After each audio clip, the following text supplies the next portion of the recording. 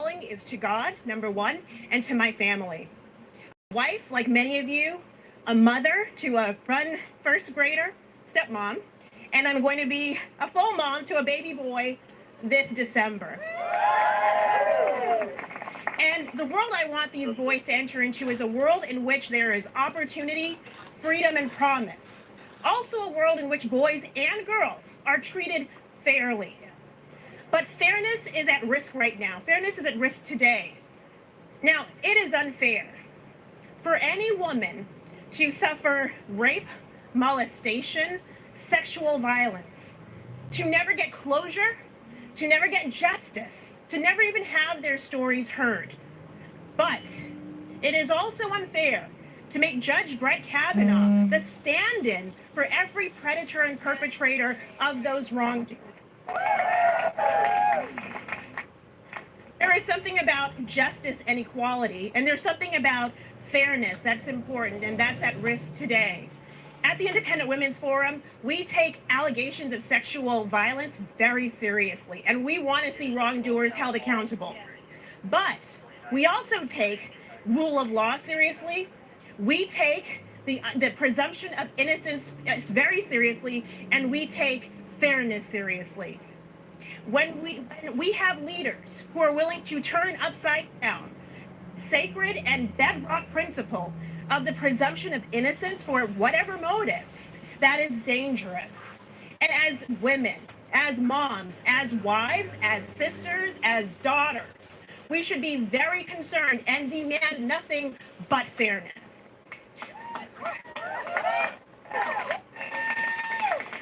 So today I'm excited to see this hearing happen. I want Judge Kavanaugh to get his say. I want to hear from Dr. Ford as well. Let the facts come out. Let the testimony be heard. And then let our leaders decide based on the merits of what comes out. But what we cannot do is allow to suspend, to turn upside down this idea of a presumption of innocence for political motivations or whatever motivations that there are.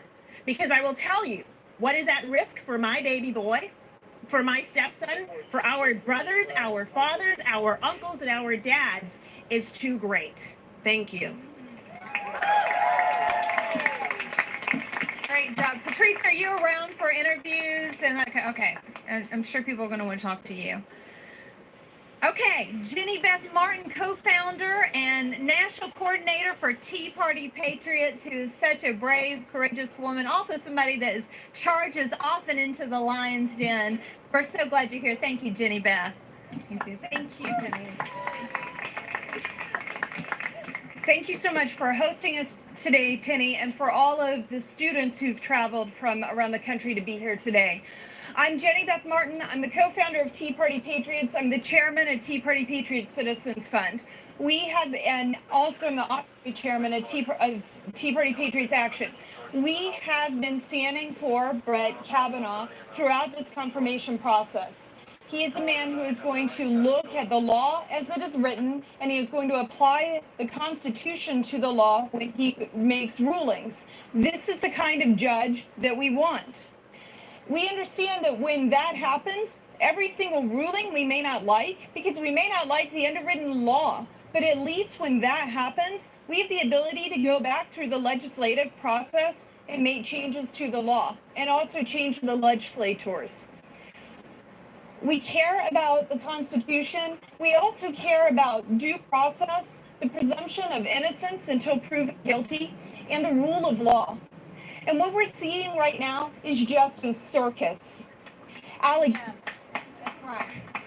Allegations, anonymous allegations with no return address, with no way to even verify it, are popping up and making the news.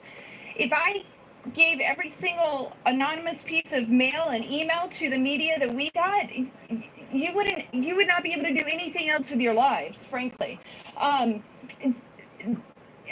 I'm shocked and astounded at the way that this has unfolded. I'm glad that there's a hearing today. I'm glad that Dr. Ford will be able to give her testimony. I am also glad that Brett Kavanaugh will be able to give his testimony. And at the end of this day, once the testimony is given, It's time for us to end this circus. It's time to confirm Kavanaugh. Bring it to a vote. Thank you so much for having me. C-SPAN, where history unfolds daily. In 1979, C-SPAN was created as a public service by America's cable television companies. And today, we continue to bring you unfiltered coverage of Congress, the White House, the Supreme Court, and public policy events in Washington, D.C.